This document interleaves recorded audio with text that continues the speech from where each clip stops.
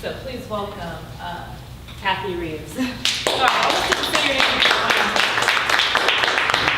and she said. I just said I felt worth watching this weekend. Actually, this feels like more of a reading Sit now. down reading, Yeah. I have a couple of friends that provide nurturing and emotional sustenance, sometimes to perfect strangers, and this is dedicated to them. Diana drove past towering accolades to insatiable wealth, completely repulsed by the one building she thought glistened like a hypodermic needle against Austin's skyline. Onward, she headed through neighborhoods where McMansions stood, out of proportion structures that had swallowed cozy bungalows and loomed as if ready to tip over the curbs and crush passersby. Then she passed more modest condos transformed from remnants of failing, faltering small apartment complexes where UT students now made their homes. Finally, she swung into a parking space at Zilker Park and headed down a rough, narrow footpath used by few. The wild verdure closed in, and stems and branches tugged at her clothes, and the heavy backpack slung over her shoulders.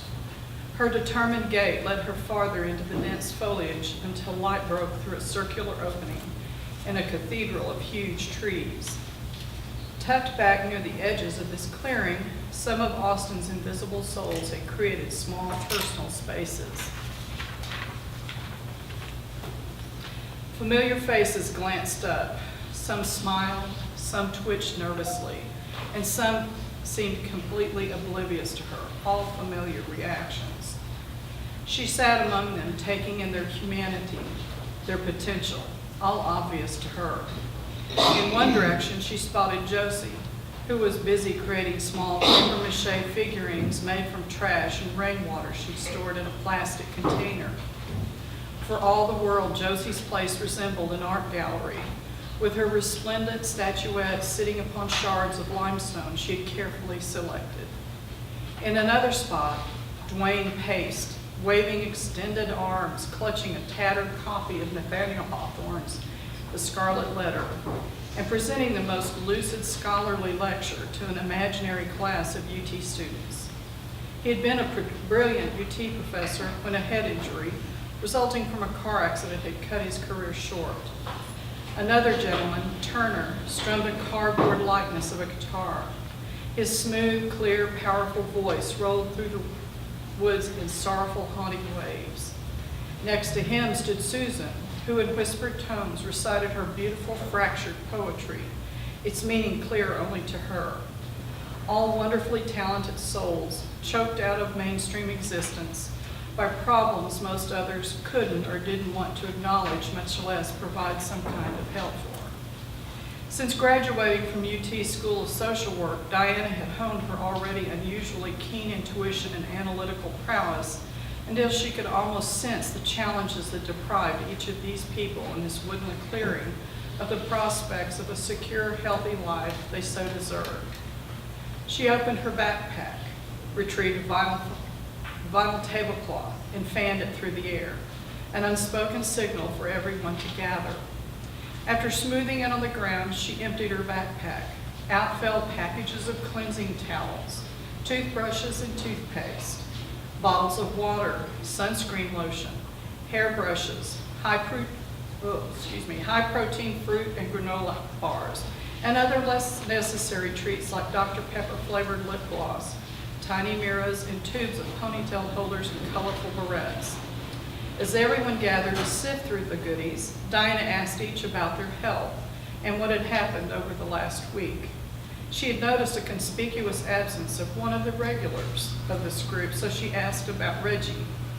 Josie and Dwayne explained the police had come through and Reggie had gotten belligerent with them, so was arrested.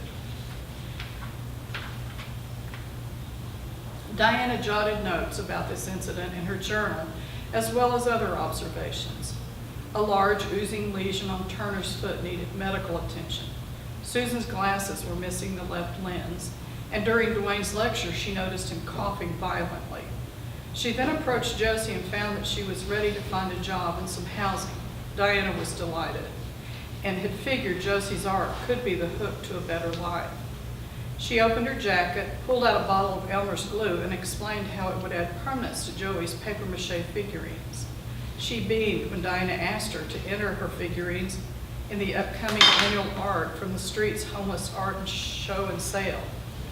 Diana wished she could raise them all up at once to self-sufficiency, but reminded herself that the real value was in the small steps each of them was ready for.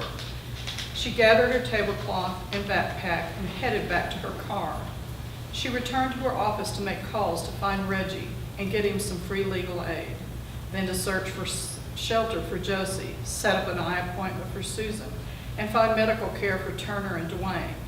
She also continued her search for Dwayne's many relatives, hoping even one would be willing to lend him a hand. One last call she made was to Miranda, her bestie and comrade in social work, who was half a world away on a medical mission in southernmost Mexico in Chiapas.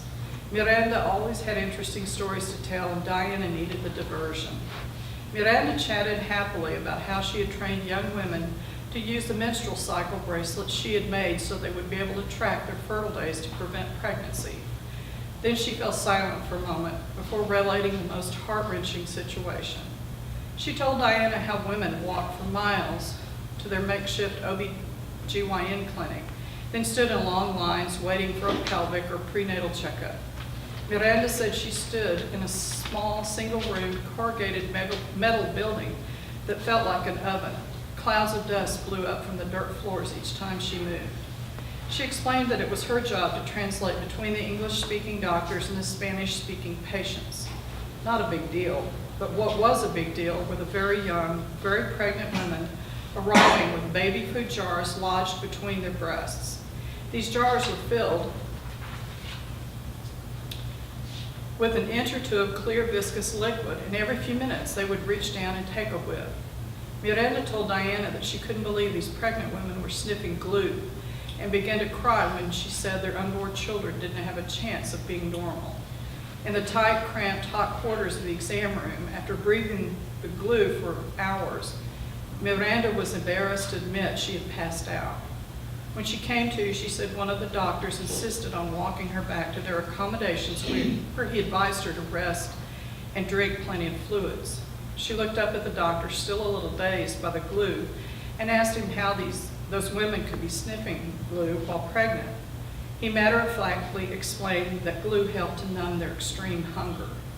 Miranda said she laid down, now even more distraught, and considered coming home. But as her mind cleared, she told Diana that the social worker in her persuaded her to stay. These are but two examples of overlooked angels ministering to the most marginalized in societies here and around the world. They patiently work these people towards self-sufficiency using the few safety net resources that haven't been cut out of existence.